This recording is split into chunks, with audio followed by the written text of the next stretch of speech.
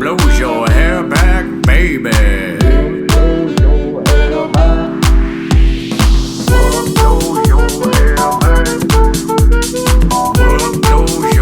Whatever blows your hair back, studio.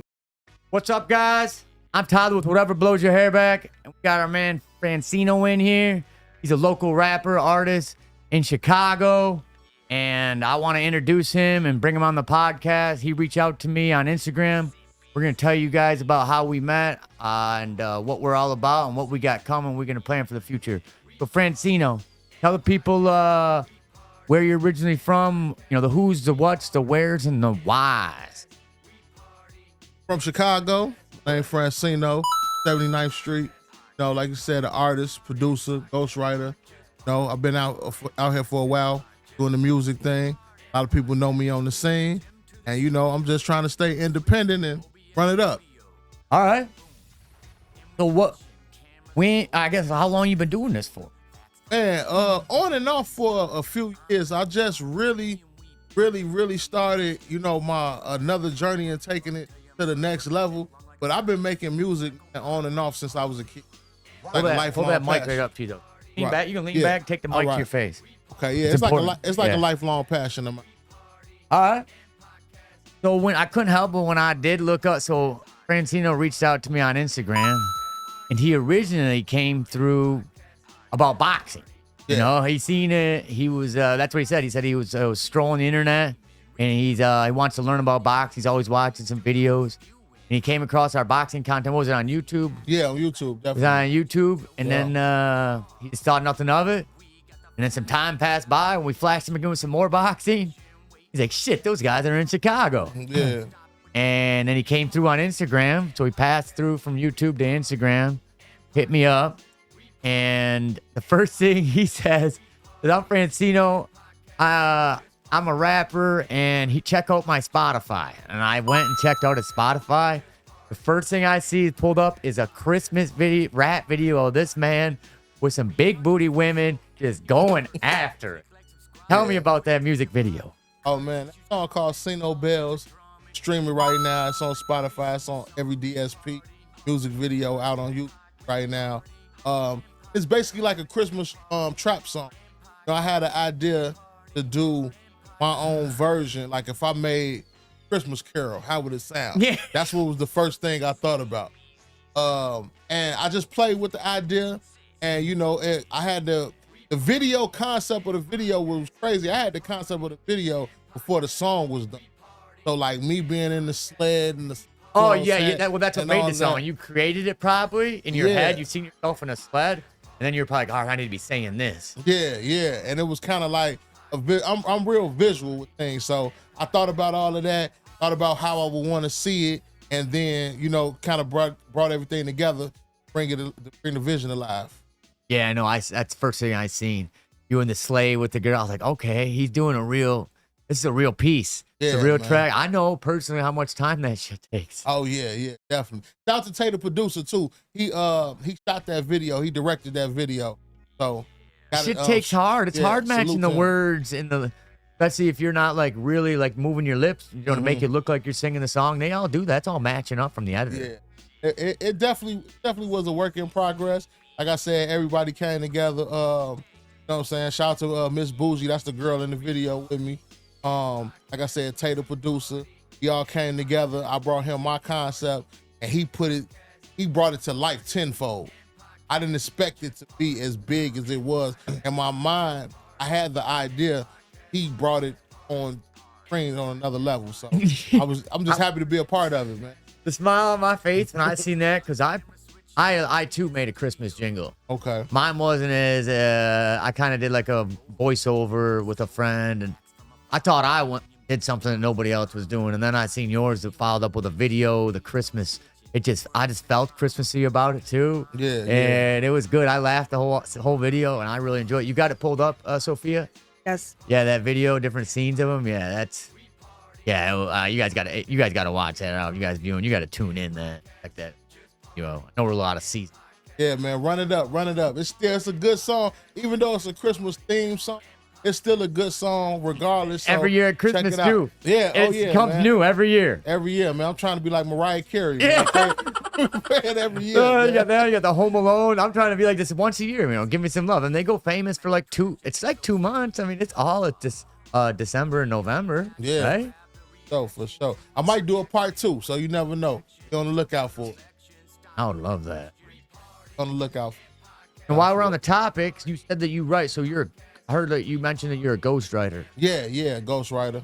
I've been writing.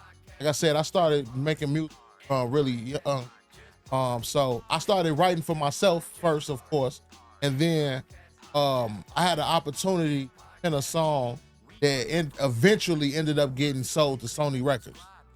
So basically, what happened was a friend of mine from my neighborhood, shout out to Mystery, he was writing songs and creating music as well. But he had a plug with an A&R at Sony.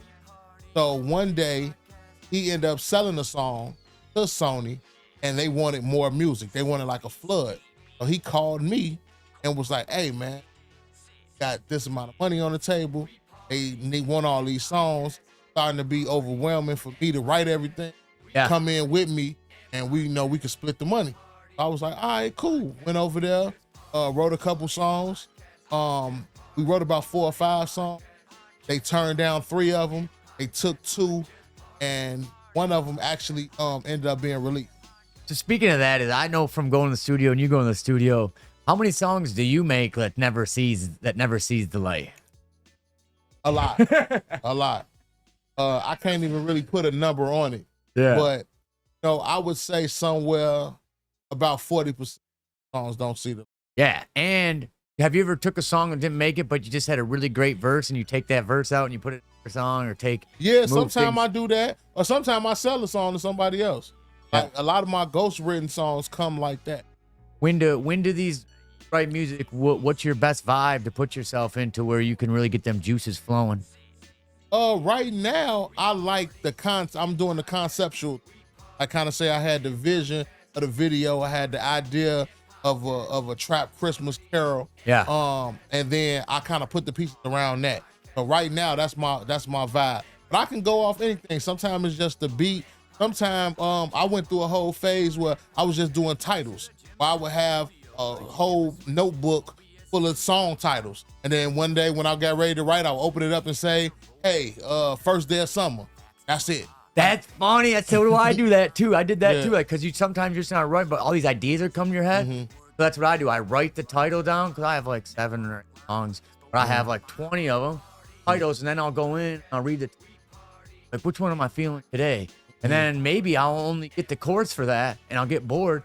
And I'll go grab another title and try to get the chorus and a verse. Yeah. And then sometimes I'll get like a verse on that, and I'm like, wow, damn, all right, I did get somewhere. I Yeah. try to get somewhere.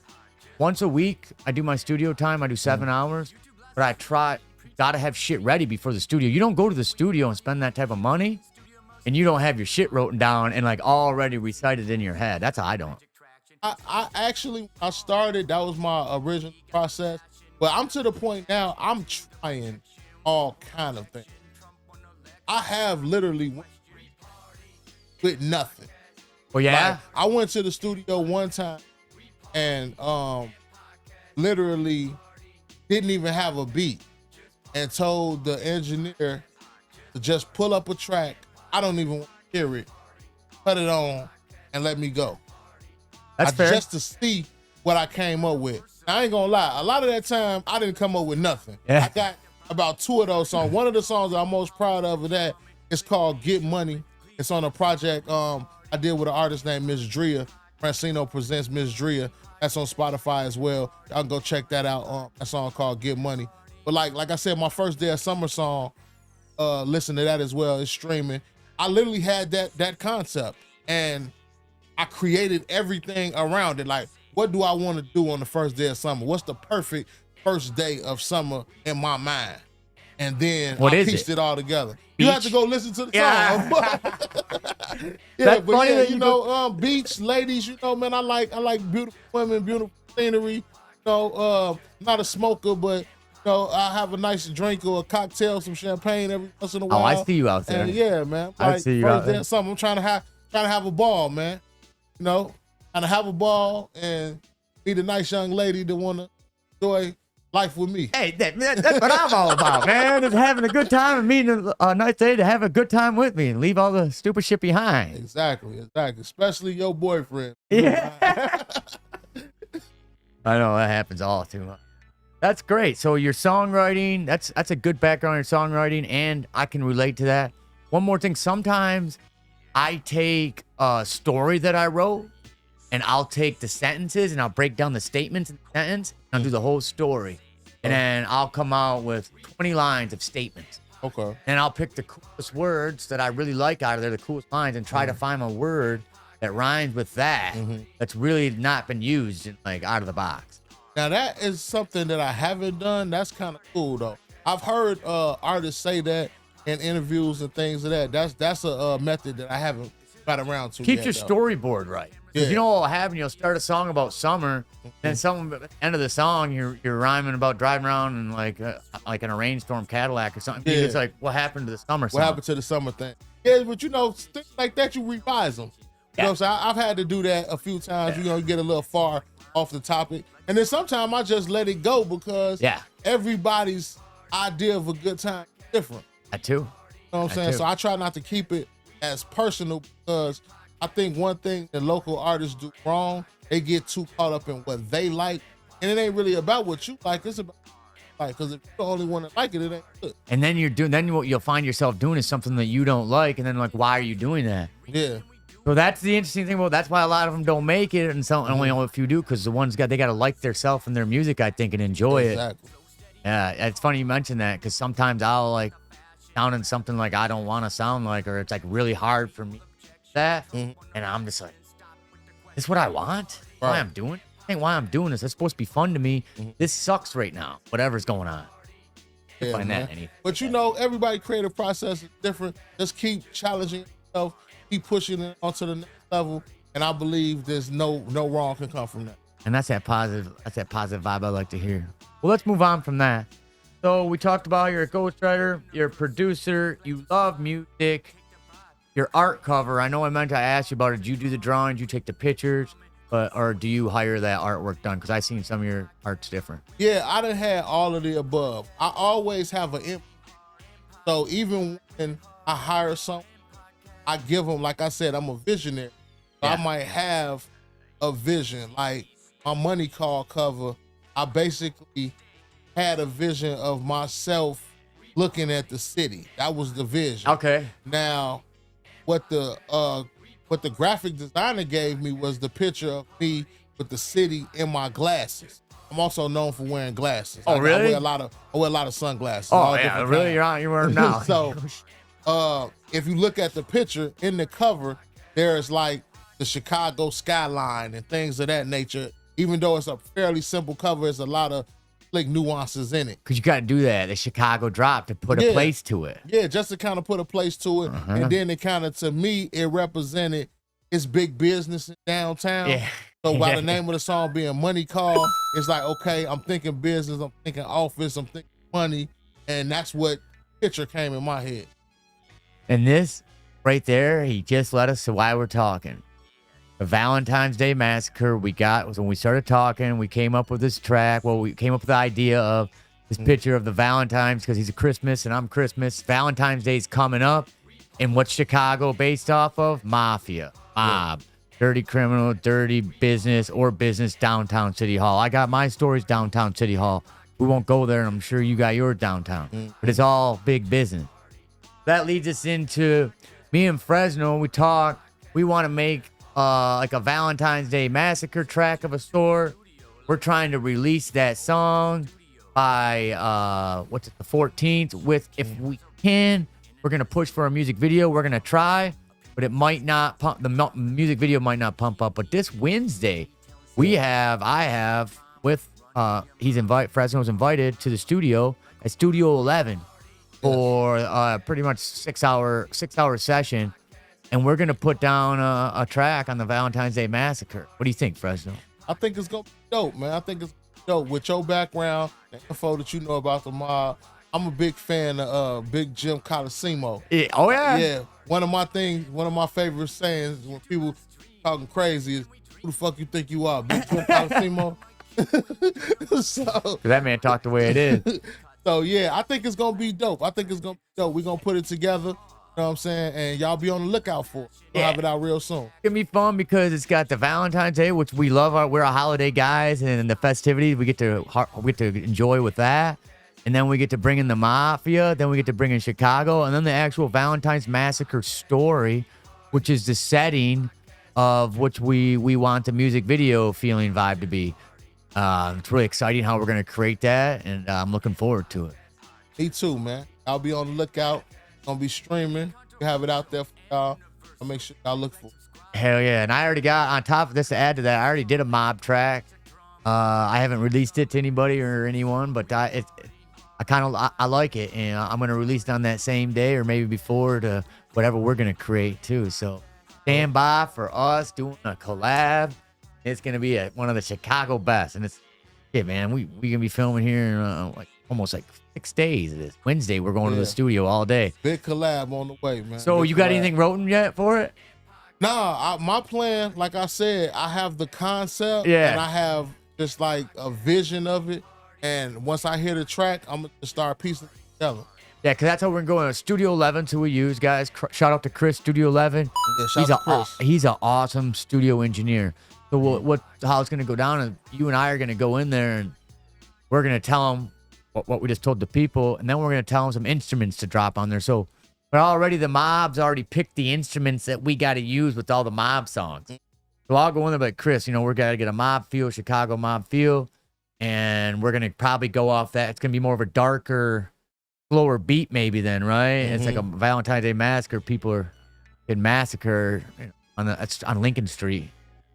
If we could get on Lincoln Street right in front of you know where that is? Right there on Fullerton and Lincoln? Yeah, I know what that is. Yeah, right across from Lincoln Hall.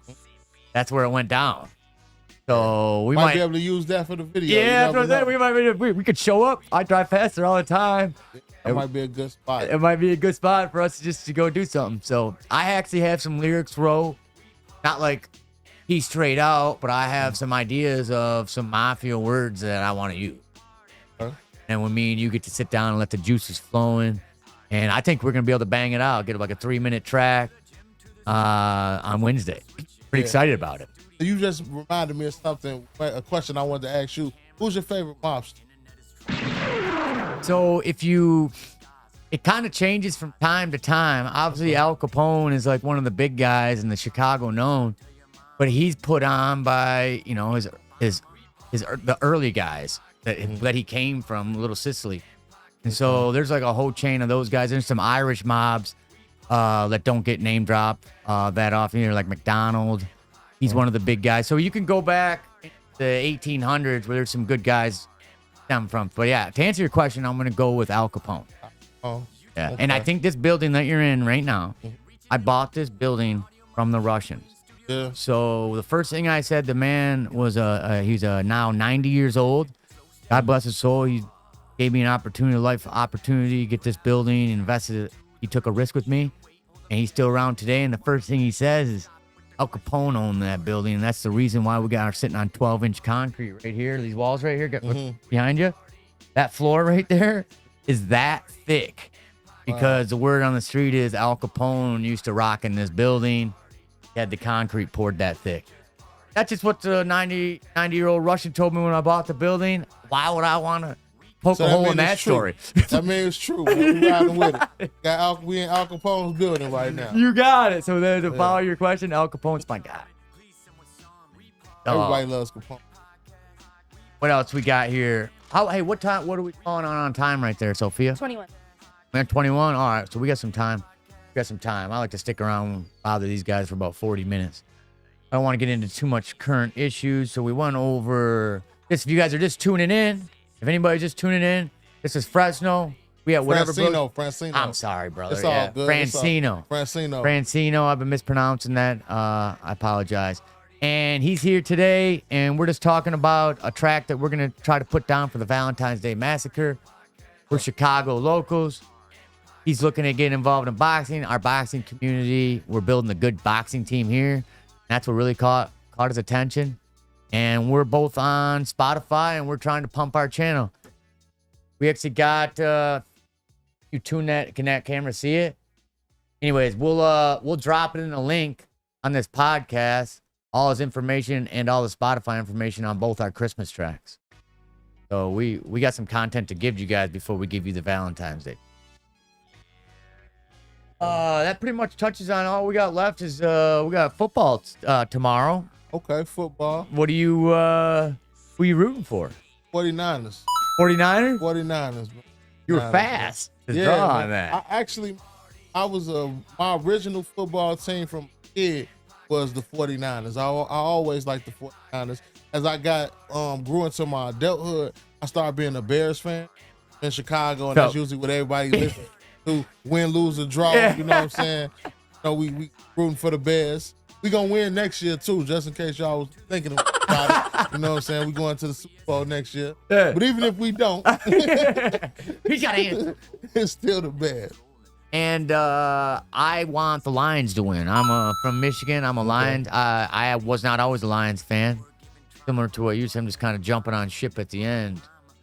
But, you know, the 49ers, I was born in 86, so I don't know when you were born. But as I was growing up, they were always in the Super 49ers. Yeah. 49 and the Cowboys. So those two teams resonate just in the top of the league to me. Yeah. It's just like the names, they're just there. And I feel like they're always up there. Late 20s, early 30s, even probably the mid 30s, you gotta love the 49ers, Cowboys. But at least you've seen them because they were so predominant. Green Bay at a too. I time. think Green Bay holds a placeholder too. Green Bay. It's a few other teams out there, but they was doing it on a level. You know, that franchise is like probably cemented forever just for that probably 95, 97, that legacy. I agree. Probably make money forever off. I agree. And that's why we're kind of, it's funny that we're talking about the past more than what, like that's why we're into it. We hoping the 49ers do it, but I'm such a football fan, just to be honest. I would rather see a good game. I don't really care who played. That's true. If the Lions do it, if the Ravens do it, as long as it's a good game and we can enjoy it and all that, that's all I'm really. I feel like the Ravens snuck in there. Yeah.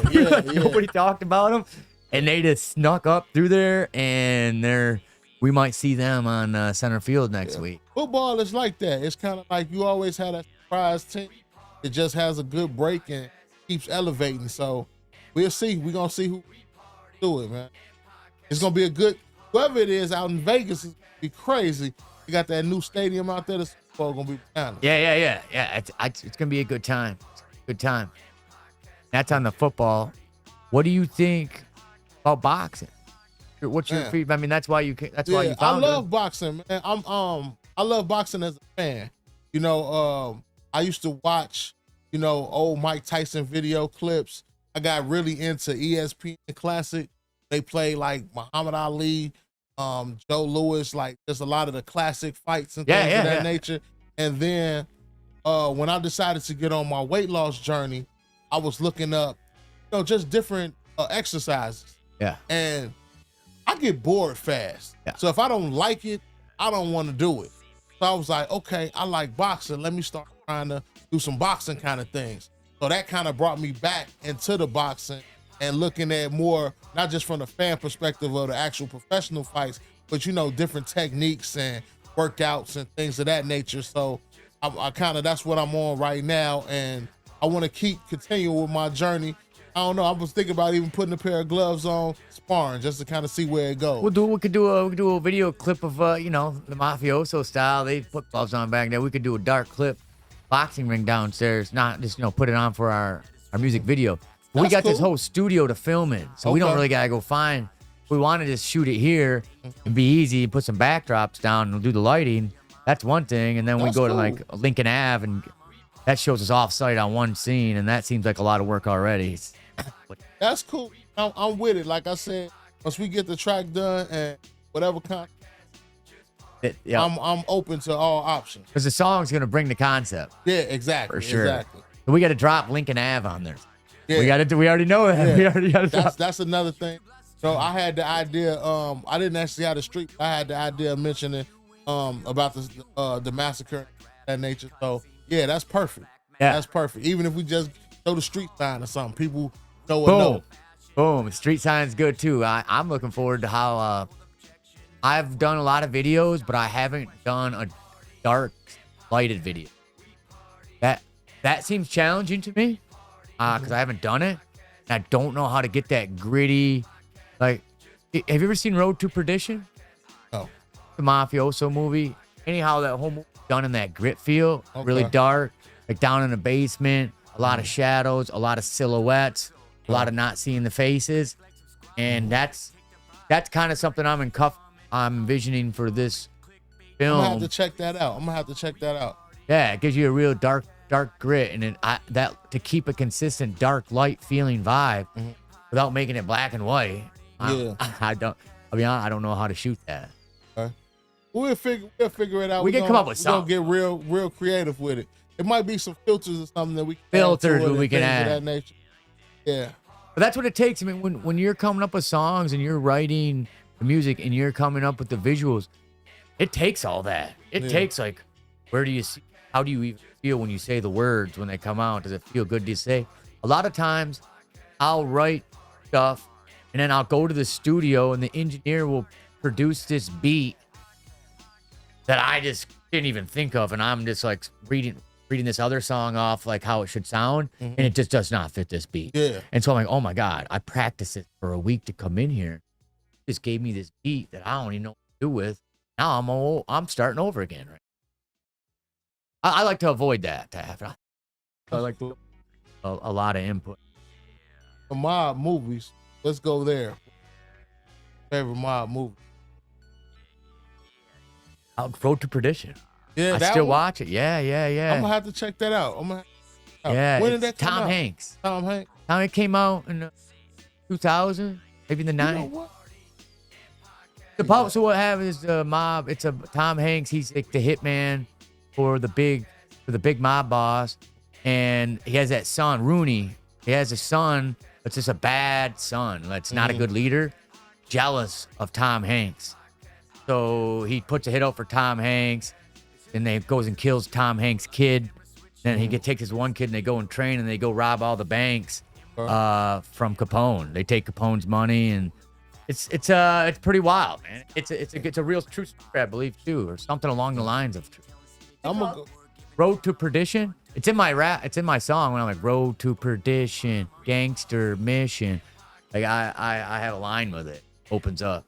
I'm definitely gonna check it out. I might watch that right after the podcast. Yeah, it's gritty. It's gritty, man. It's gritty. It's shows how the mob will kill you and show up to your own funeral. They'll talk to you face to face, kill you, and show up to your funeral and give a speech about you. It's like whoa. That's another level. Another level, That's and another level. I think that movie showcases it. How about did you say your favorite one? No, I didn't say mine. I'll say it. My favorite one is Casino, man. I hate to sound. I love Casino. That's kind of cliche a little bit. No, but it's not. I love Casino. So it's more fast forward. That's when the mob goes out to Vegas and conquers. So that's a whole different generation of the mob. And that movie hits a nail on the head. If you watch Casino, you know what goes on. It hits two nails on the head for me. For one, it was my favorite movie, period. Not just mob movie. That's just my favorite movie. Yeah. I've owned that movie almost every media you can have it on. On tape and DVD and now it's on demand, all kind of stuff. But when I did my research, besides just it being a good movie, the guys are from Chicago. I didn't know that. Yeah, the real Sam Rothstein guy who Robert De The Niro Casino, playing. yeah, Sam Rothstein. Yeah, you got The it. real guy who he Chicago. I can't recall his name. I think his first is Sam. Well, they sent him out. Oh, yeah, I'm sorry. I did know. They sent him out. Sam Rothstein, you're correct. Yeah. They sent him out to run the casino Yeah. rigs out there, and he got involved. And he got involved, and a lot of the scenes. One of my favorite scenes when he's in there board with the commissioner, and the commissioner's trying to say that he's lying. Yeah. He was like, "Man, would you just admit that you at the dinner?" Yeah. That's an actual video that you can go find. of the real guy going back and forth. And that just blew my mind. It's that real. Yeah, it's that real. And it's almost like they took it word for word from the clip. Yeah. Yeah, so I love Casino. I like it even more now that I found out it was Chicago guys, and just for the fact that they were able to kind of pull that off. Because now when people Vegas, the mob kind of created Vegas. It's like almost like Disney World everywhere. Well, that's but what they see do. them to go out there and make it happen, like, you kind of got to tip your hat as an entrepreneur, business person. Even if you is a little shady, it took a lot to do that. Well, you know it what? wasn't just shady dealings. They did it in Miami. You know where they failed and they tried to do it? Hollywood. Yeah. They tried to get Hollywood and they couldn't do it. They tried though. They sent guys over there. They tried to get Hollywood and they didn't. Maybe things I don't know, but from my history of the mobs, they didn't get to conquer Hollywood like they wanted to. But they got LA. They got, I don't even know if they got Miami like they wanted. The Cocaine Cowboys, I think they were after the fact, but they ran Miami pretty hard. Another one who built up all those high rises and all those buildings. That was the Cocaine Cowboys who did that. We don't want to get those guys' credit mixed up. Yeah, man. Anything else you want to drop, Franseno? Anything else you want to talk about? Tell the people excited about? Just want to say, I'll be on the lookout for Everlasting Money Entertainment. That's a new label. Starting me, a couple of my business partners, Mondo and KB, looking for artists, music. I'll reach out. Follow me on Instagram, FRANCENO. No? What's the entertainment? Tell them again one time. Everlasting Entertainment. Everlasting Entertainment. Sophia, you got that? Can you pull Everlasting Entertainment? Is there an Instagram for that handle? I have to get it to you. I think we mapping it. Pull down the last one. All right. So if there's nothing on his Instagram, I guess we won't pull nothing up on it. So anyways, that's coming. Everlasting Entertainment. That's coming. Hot Track Valentine Massacre's coming with a collab. And I'm sorry. I said that. Everlasting Money Entertainment. I don't know where my mind is. It's Everlasting Money Entertainment. I do that all the time. You know, these podcasts, you say things, you just can't take it back. Yeah. And you really can't take it back. Yeah. And like, how did he not know what his own promotion was? Yeah, man. I do it all the time. But yeah, and that, I'm just excited about it. I don't really have much for between us else besides this music coming up that we're gonna make. I think it's gonna be exciting. I feel like I got to know you and what you're all about right now. Mm-hmm. It's our first time meeting, guys. Came right on the pods. We didn't talk much. We're not like those pen pals, those dating apps where you talk to someone for 3 years. It's like, hey, come by at this time, at this day, boom, and we did I like it. to get it done. And I miss to get it done. It means a lot to me. And it's like, you know how many times that people hit me up? Shoney Carter did this. Hit me up for a podcast. Doesn't even show up for the first 2 times. It didn't even show up yet. Schedule time. It takes a lot to schedule times. All 3 of us. Sophia's got time to come here. I appreciate y'all, everybody. You know, it took to put this together. Yeah. But yeah, I'm definitely good on that. I learned that just from entrepreneur. Yeah. Say you're gonna be somewhere, you gotta be there. You never know. Yeah, might miss $1 million opportunity just from not being. Got it. And you showed up on time, and I just want to say I appreciate that. And our next hangout session is gonna be at Studio 11 on Wednesday at noon. So noon we roll up in there. Parking's kind of hard, so I get there like around 11:45. It seems like there's better parking. I find it. And I just bring a little blunt to the studio, bring whatever you need to be. There's a couch there. I'm sure you know how to operate one, and it gets quiet and it gets loud, and we'll be in there for 6 hours. Right. Creating some madness. Gonna make something happen, man. We're gonna make something happen in that 6 hours. We're making something happen. We're gonna make magic. It's gonna be great. I'm really excited about it. Yeah, I'm really excited. Never got to work with anybody on the music game before. Yeah. I mean, why I even make any tracks is because my channel kept getting copyrighted for every fucking thing that I do. Yeah. So I started making my own intros. And I was like, all right, I like making intros. I'm going to go make another song so we can play something during party and podcast song I came out with.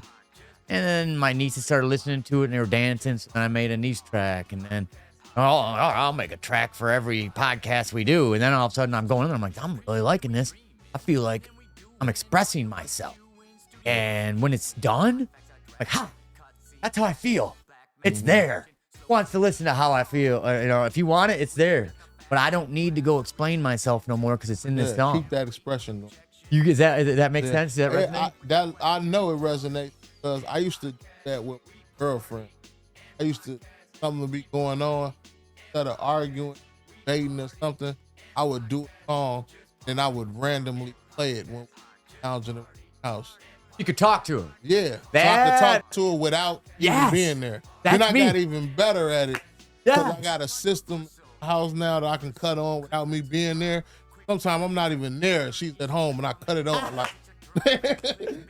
Man, that's a perfect way to express. I think a lot of music writers or I don't even want to call myself a rapper, or writer, or whatever. But I made these pieces, and that's how I felt at the end. So I can relate to all. Feels good. Definitely. Feels good. So I guess we'll leave on that note. Where are we at? We're around 40 minutes. 38. Yeah. All right. Cool. So we're gonna leave on that note. Once again, I'm Tyler with Whatever Blows Your Hair Back. Franseno coming on the show. What's up? Check out his Spotify. What's your Spotify? Shout it out. Franseno. Spotify.com/Franseno. Find me on any social media with that. FRANSENO. Shout out to Whatever Blows Your Hair Back podcast. Yeah, baby, I was thinking, man. You never told me what you wanted for Christmas. Shit, I want an X-rated Christmas. What? Okay, the right way. I might can put that together. Like 50 Shades of Grey, huh? Show me what you got. 50 Shades of Cino. Bell.